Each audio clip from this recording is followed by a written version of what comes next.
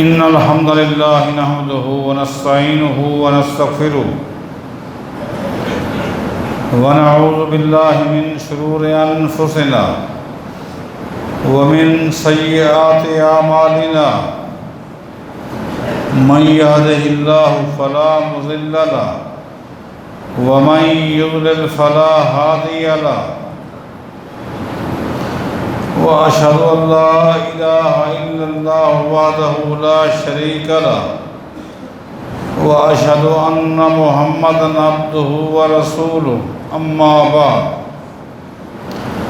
فإن خير الحديث كتاب الله وخير الهدي هدي محمد صلى الله عليه وسلم وشر الأمور محدثاتها وكل محدثة بدعة وكل بدعة ضلالة وكل ضلالة في النار. أعوذ بالله من الشيطان الرجيم. بسم الله الرحمن الرحيم. اتبعوا ما أنزل إليكم من ربكم ولا تتبعوا من دونه أولياء قليلا ما تذكرون.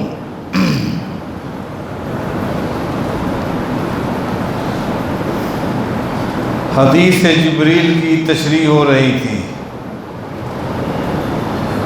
جبریل علیہ السلام نے نبی علیہ السلام کے سامنے دو زانوں بیٹھ کر پہلا سوال اسلام کے متعلق کیا. اسلام کسے کہتے ہیں؟ اسلام کی تعریف میں نبی علیہ السلام نے 5 چیزوں کا ذکر کیا جن کی وضاحت ہو چکی. جبریل علیہ السلام نے دوسرا سوال ایمان کے متعلق کیا. ایمان کسے کہتے ہیں؟ ایمان کی تعریف میں نبی علیہ السلام نے 6 چیزیں بیان کی. ان میں سے 5 چیزیں بیان ہو چکی. آج 6ٹھی چیز کا ذکر کرنا ہے اور وہ ہے تقدیر پر ایمان.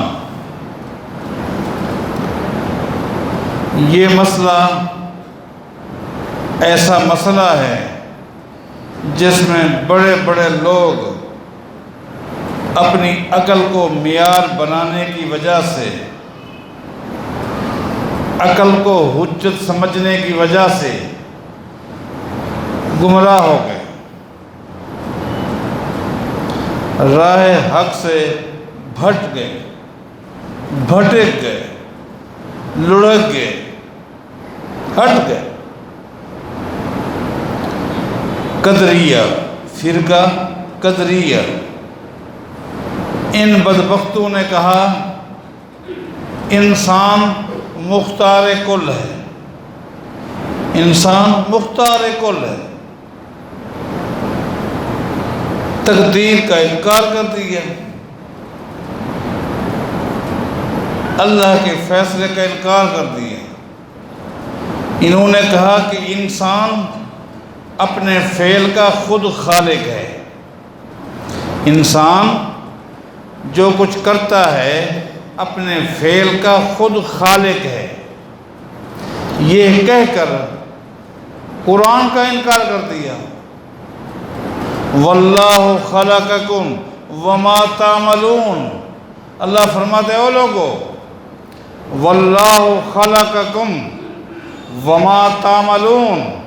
اللہ فرماتا ہے تمہیں بھی میں نے پیدا کیا ہے اور جو کچھ تم کرتے ہو اس کا خالق بھی میں ہوں.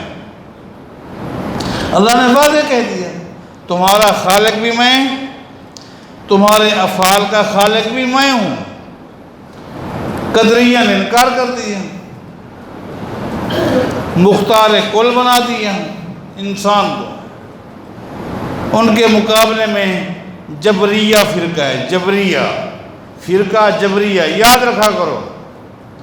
انہوں نے انسان کو مجبور محض بنا دیا، مجبور محض بنا دیا اور کہا کہ انسان کی دنیا کی زندگی ایسی ہے جیسے ایک راشے کا مریض ہوتا ہے. راشے کا مریض اس کا ہاتھ ہلتا ہے، اس کے اختیار میں نہیں ہوتا، اس کی مرضی سے راشے کا مریض اپنا ہاتھ نہیں لاتا، وہ بے اختیار ہے۔ کہا انسان دنیا میں بس راشے کی مریض کی طرح ہے، بے اختیار ہے۔ ان بدبختوں نے بھی تقدیر کا انکار کر دیا۔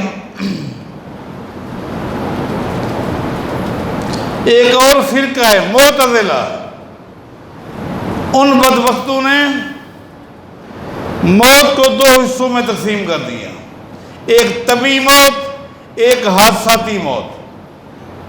کہتے ہیں کہ اگر بندہ قتل نہ ہوتا تو اس کی لمبی عمر ہوتی، اس کی لمبی عمر ہوتی، قتل ہو گیا، لمبی عمر کم ہو گئی، طبعی موت کم ہو گئی، حالانکہ غلط ہے۔ موت کا تو ایک وقت مقرر ہے، ختم۔ وہ طبعی بھی ہو سکتی ہے، حادثاتی بھی ہو سکتی ہے، ایک ہی موت، اس کا ایک وقت مقرر ہے۔ اذا جاء اجلهم لا يستاخرون ساعة ولا يستقدمون۔ جب وقت آ جاتا ہے وہ اٹل نہیں ہوتا، ٹلتا نہیں ہے۔ یہ گمراہ فرقے، گمراہ تقدیر کو عقل کے ذریعے سمجھنے کی کوشش کی، عقل کے ذریعے تو سمجھو لیکن عقل کو معیار بنا دیا، گمراہ ہو گیا۔ اور یہ مسئلہ دین اسلام میں پتہ ہے کتنا اہم ہے؟ تقدیر کا مسئلہ جس کی آج وضاحت کروں گا وہ کتنا اہم ہے، اس کی اہمیت کا اندازہ لگائیں۔ صحیح مسلم کی حدیث ہے، ایک دن عبداللہ بن عمر رضی اللہ تعالیٰ عنہما کے پاس ایک شخص آیا، اس نے آ کر ایک قوم کی دینداری بیان کی کہ فلاں قبیلہ، فلاں قوم دینداری میں پوری دنیا کے مسلمانوں کو کراس کر چکے ہیں، کیسی تلاوتیں کرتے ہیں، کیسی لمبی لمبی نمازیں پڑھتے ہیں، ان کے روزے، ان کی سچائی، ان کی دیانت داری، امانت داری، اپنی مثال آپ ہے۔ عبداللہ بن عمر سن رہا ہے، مسلم شریف اٹھائیں۔ وہ شخص اس قوم کی تعریف کرتا رہا، عبادات کو بیان کرتا رہا۔ آخر میں اس نے ایک بات کہی، بس ایک مسئلہ ہے کہ وہ قوم جو ہے وہ تقدیر کو نہیں مانتی، خالی تقدیر کو نہیں مانتی۔ وہ کہتے ہیں تقدیر نام کی کوئی چیز نہیں ہے۔ عبداللہ بن عمر رضی اللہ تعالیٰ عنہ فرماتے ہیں بات پوری ہو گئی؟ جی ہاں ہو گئی۔ فرمایا اس قوم کے پاس جاؤ اور اس قوم سے کہہ دو اگر تمہارے پورے قبیلے کی دینداری کو، عبادتوں کو، ریاستوں کو، پوری قوم کی دینداری کو اگر تم میں سے کسی ایک آدمی کے کندھے پر رکھ دی جائیں، تمام قوم کی نیکیوں کو لے کر بھی وہ شخص اس وقت تک جنت نہیں جائے گا جب تک تقدیر پر ایمان نہیں رہے گا۔ یہ اس کی اہمیت ہے۔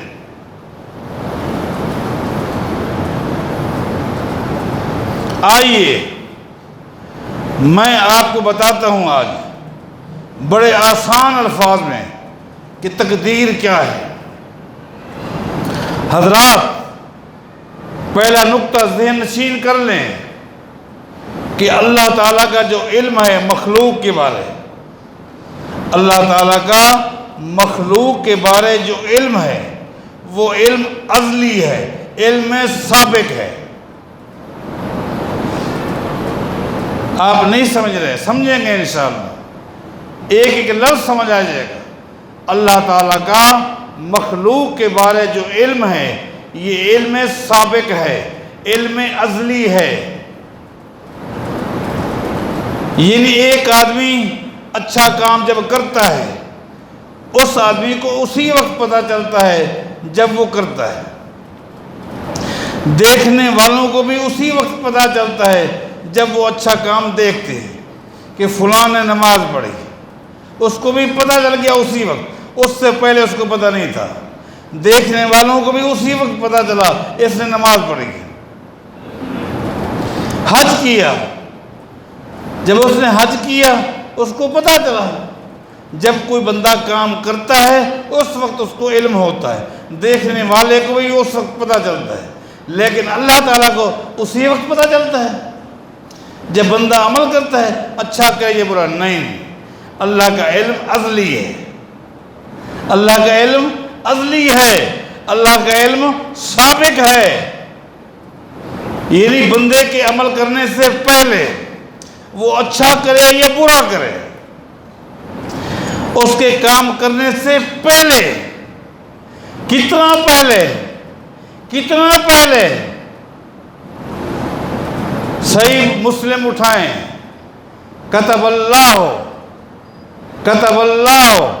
مقادیر الخلائق قبل ان یخلق اللہ السماوات والارض ب50 مئۃ سنۃ وقال عرشہ علی الماء۔ زمین و آسمان کو پیدا کرنے سے پہلے، زمین و آسمان کو بنانے سے پہلے، کتنا پہلے؟ 50,000 سال پہلے۔ صحیح مسلم کی حدیث ہے، زمین و آسمان کے بنانے سے 50,000 سال پہلے اللہ تعالیٰ نے مخلوق کے بارے جو اللہ کا علم تھا، اللہ نے اس کو ام الکتاب میں لکھ کر اپنے پاس محفوظ کر دیا۔ یہ اللہ کا علم ہے، اس اللہ کے علم کو تقدیر بولتے ہیں۔ کون کب پیدا ہوگا، کہاں پیدا ہوگا، کس حالت میں پیدا ہوگا، کتنا عرصہ زندہ رہے گا، کون کون سے کام کرے گا، اچھے کرے گا یا برے کرے گا، رزلٹ کیا نکلے گا، اللہ نے یہ ساری چیزیں اپنے علم میں لکھ دی ہیں۔ اس کا نام تقدیر ہے، اور یہ اللہ کا علم ہے، اللہ کا حکم، یہ اللہ کا علم ہے جو اللہ کے علاوہ کوئی نہیں جانتا۔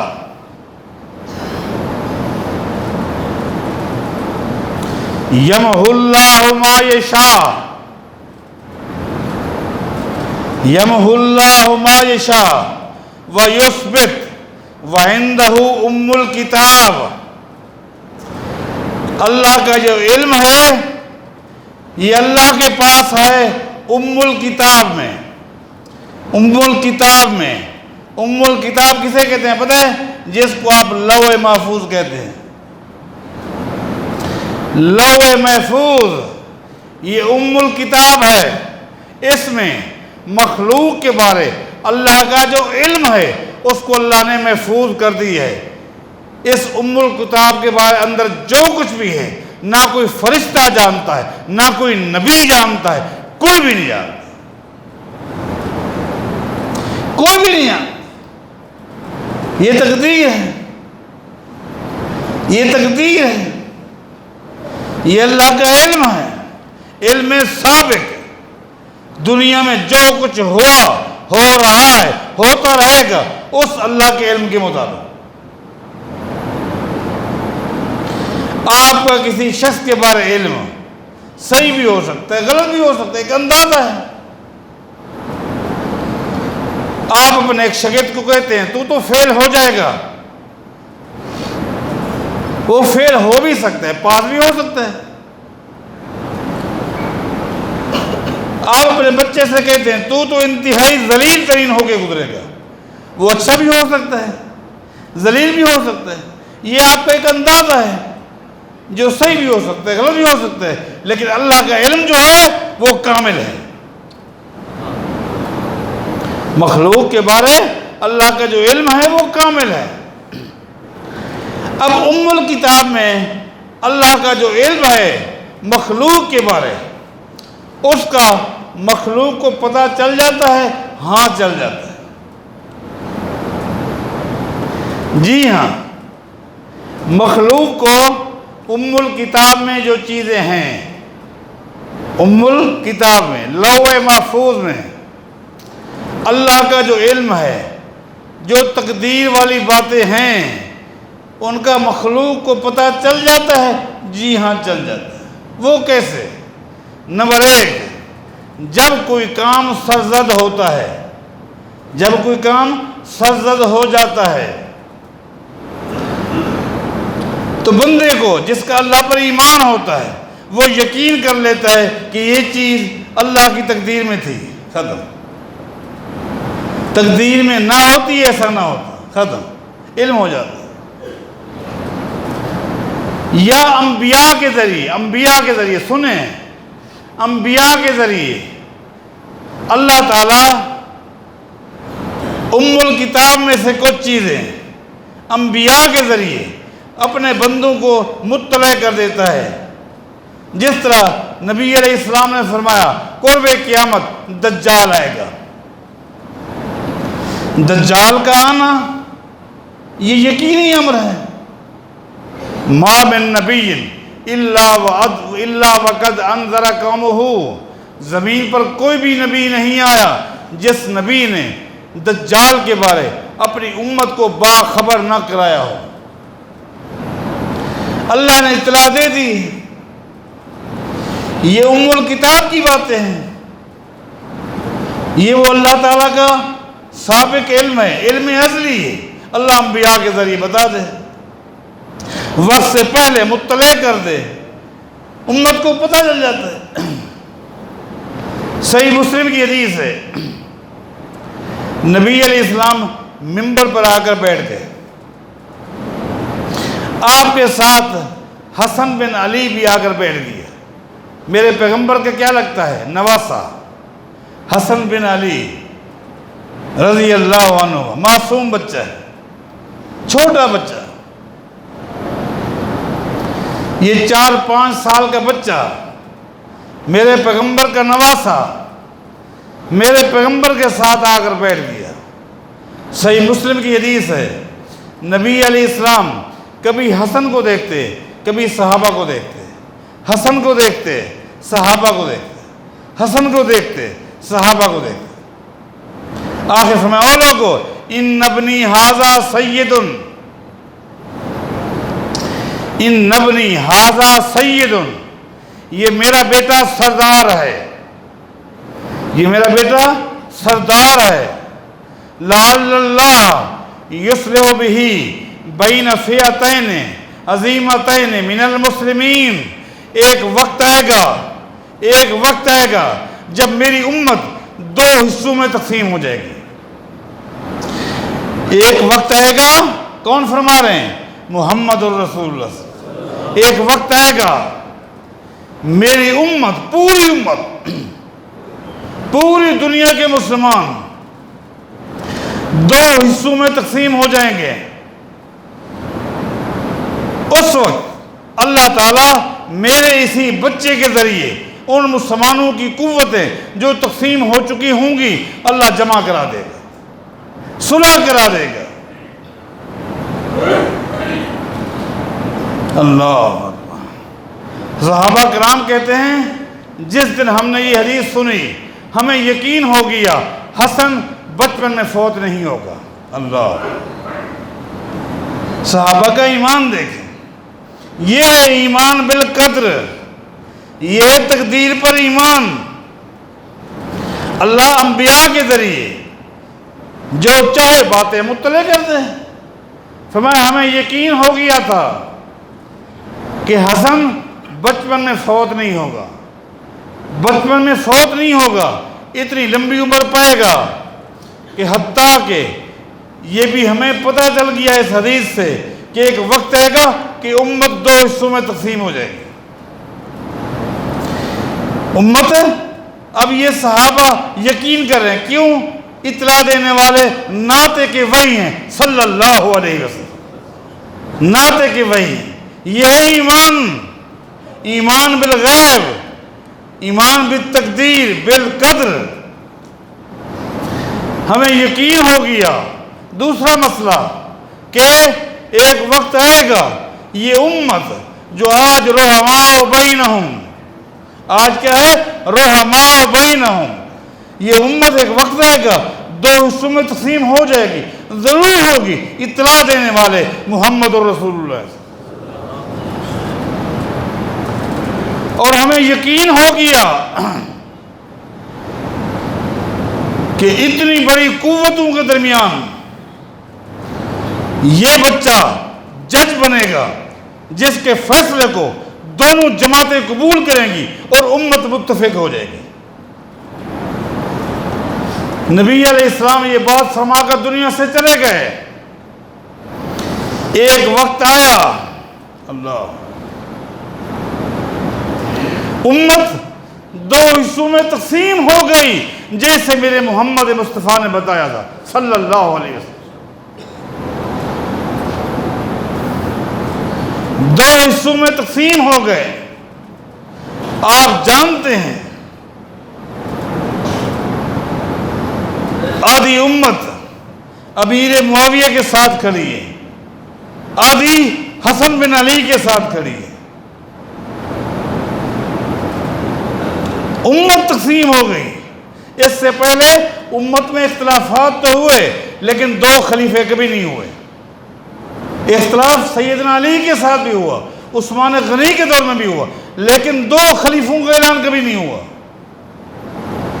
دو خلیفوں کا اعلان کبھی نہیں ہوا۔ عثمان کے مقابلے میں، علی کے مقابلے میں کوئی خلیفہ نہیں کھڑا ہوا۔ آج دو خلیفے ہو گئے۔ امت جب دو حصوں میں تقسیم ہو گئی، دو خلیفوں کی بیعت ہونا شروع ہو گئی۔ سیدنا حسن بن علی قربان جائے آگے بڑھے اور خود دستبردار ہو گئے، معاویہ کے حق میں امت کو تقسیم ہونے سے بچا لیا۔ اور اللہ قیامت کے دن حسن بن علی کو جو صلہ دے گا وہ تو دے گا، دنیا میں بھی اللہ نے صلہ کیا دیا کہ حسن بن علی کی ہی اولاد سے قیامت کے قریب مہدی آئے گا، امام مہدی، جس کی امامت پوری دنیا پہ بہے گی۔ کہ حسن نے اگر امت کو تقسیم ہونے سے بچا لیا، خلافت پہ دستبردار ہو گئے، اس کے بدلے اللہ اس کی اولاد سے مہدی پیدا کرے گا، جس مہدی کی امامت پوری دنیا پر ہوگی۔ واپس آئیے، میں کیا کہہ رہا تھا؟ تقدیر پر ایمان لو۔ جو کچھ قدریہ نے کہا، انسان کو مختار کل بنا دیا، یہ بھی ان کی گمراہی ہے۔ ان کے مقابلے میں جبریہ نے مجبور محض کہہ دیا، ان کی انسان کے اختیار میں کچھ بھی نہیں، یہ بھی گمراہی ہے۔ آئیے، اہل سنت والجماعت کا عقیدہ بڑا ایک واضح ہے، اور اہل سنت والجماعت میں وہ سلف صالحین پر عمل کرنے والے لوگ ہیں جو تقلید کے دھندوں سے پاک ہیں، آراء اور قیاسات کو حجت اور حرف آخر نہیں سمجھتے۔ یہ ہیں اہل سنت والجماعت، سلف صالحین کے نقش قدم پر چلنے والے ہیں۔ یہ ہیں اہل سنت والجماعت، سلف صالحین کے منہج کو اختیار کرنے والے، یہ ہیں اہل سنت والجماعت۔ ان کا موقف بڑا اعتدال والا ہے، ان کا منہج اعتدال والا ہے۔ اس میں کیا ہے کہ انسان نہ تو مختار کل ہے اور نہ ہی مجبور محض ہے، بلکہ انسان کی حیثیت ایک فاعل کی ہے۔ جن کا تھوڑا سا بھی واسطہ ہوگا نا جی عربی لغت کے ساتھ، وہ آسانی کے ساتھ سمجھ جائیں گے، آپ بھی انشاءاللہ سمجھ جائیں گے۔ انسان کی حیثیت دنیا میں ایک فاعل کی ہے۔ فاعل کی تعریف کیا ہے؟ فاعل اس ذات کو کہتے ہیں، یاد رکھو، فاعل اس ذات کو کہتے ہیں جس سے فعل سرزد ہو، نمبر 1، جس سے فعل سرزد ہو، نمبر 2، یا جس سے فعل متعلق ہو، ملحق ہو، قائم ہو۔ ایک ہے فعل اس سے سرزد ہو۔ فاعل کی تعریف میں دو چیزیں ہیں۔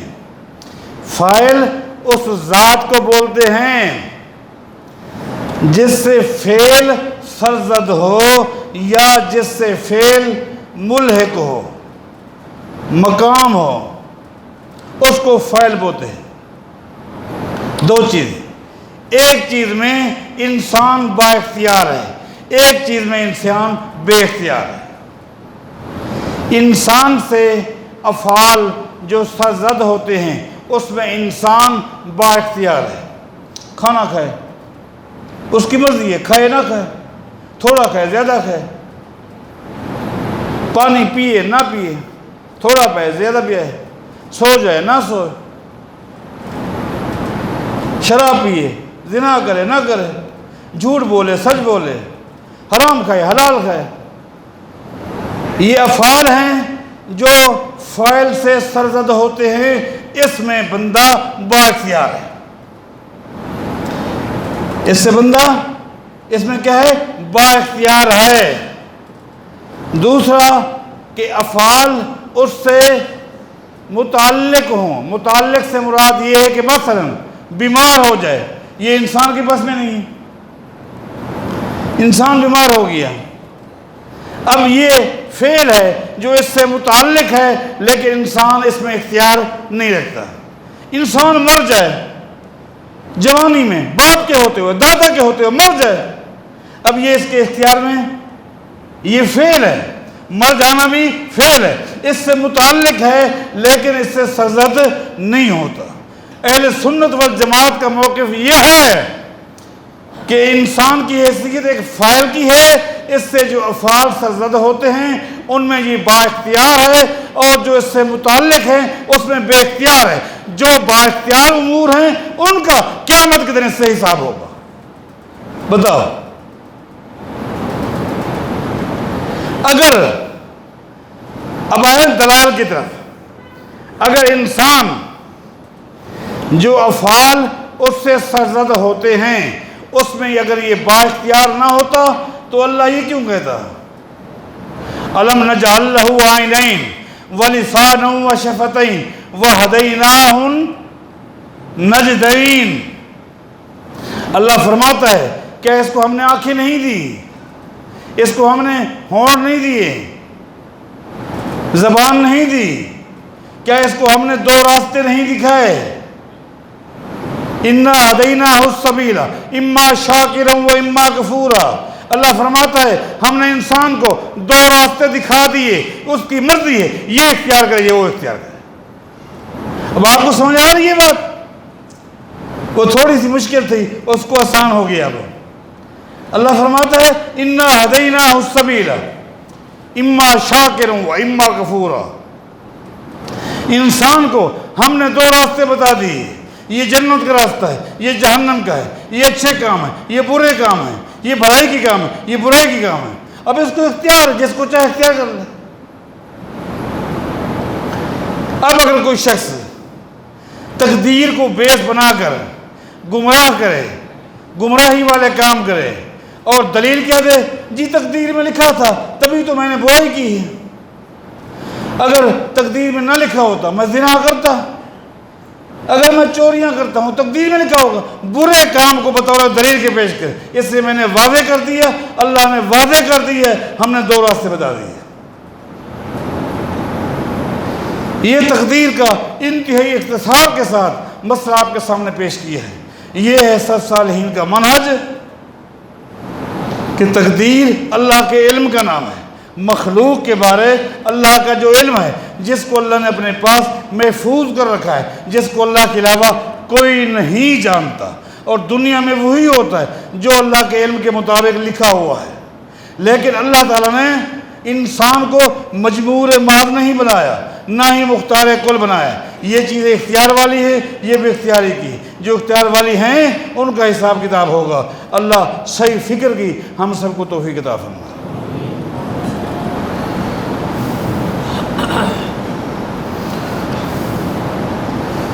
إن الحمد لله نحمده ونستعينه ونستغفره ونعوذ بالله من شرور أنفسنا وسيئات أعمالنا من يهده الله فلا مضل له ومن يضلل فلا هادي له وأشهد أن لا إله إلا الله وحده لا شريك له وأشهد أن محمدًا عبده ورسوله أما بعد فإن خير الحديث كتاب الله وخير الهدي هدي محمد صلى الله عليه وسلم وشر الأمور محدثاتها وكل محدثة بدعة وكل بدعة ضلالة وكل ضلالة في النار۔ اے اللہ تو ہم سب پہ رحم فرما، ہمارے لیے آسانیاں فرما۔ میرے دوستوں، میرے بھائیوں، میری بہنوں، عید کا خطبہ جو کہ انتہائی مختصر تھا، بارش کا موسم بھی تھا، میں نے اشارتاً یہ نقطہ رکھا تھا اور یہ میری آواز اللہ کرے پوری دنیا کے مسلمانوں تک پہنچ جائے۔ دیکھیں، مسلمان شروع سے لے کر آج تک اور قیامت تک یہ تو نہیں کہہ سکتے کہ ہم کسی مسئلے میں اختلاف نہ کریں۔ اتحادی مسائل میں روز اول سے اختلاف چلا آ رہا ہے اور قیامت تک چلا جائے گا، لیکن اتحادی مسائل میں اختلافات کی وجہ سے امت کو آپس میں تقسیم نہیں ہونا چاہیے۔ اختلافی مسائل میں اختلاف تھا لیکن امت میں تقسیم نہیں تھی۔ جب تقسیم نہیں تھی، پوری دنیا میں مسلمانوں کا ایک مقام تھا، ایک شان تھی۔ جب اختلافات کی بنیاد پر امت تقسیم ہو گئی، اغیار غالب آ گئے۔ آج ہمارے حکمران کون ہیں؟ عالمی سطح پر ہم غور کریں، آج مسلمان کن کے ماتحت ہیں؟ عالمی سطح پر ہم سوچیں، آج ہم دنیا میں کن کی نافرمانی سے ڈرتے ہیں؟ سیاسی میدان میں، معاشی میدان میں، معاشرتی میدان میں، ثقافتی میدان میں، جغرافیائی میدان میں آج ہم کن سے ڈرتے ہیں؟ کن سے ڈرتے ہیں؟ کن کی مخالفت سے ڈرتے ہیں؟ ہمارے سیاسی فیصلے کن کے ہاتھ میں؟ ہماری جغرافیائی تقسیم، یہ پٹی کن کو ملنی چاہیے، یہ کن کو ملنی چاہیے، یہ کن کے ہاتھ میں؟ اس کی وجہ کیا ہے؟ اس اختلاف کی وجہ سے مسلمانوں ذرا غور کرو۔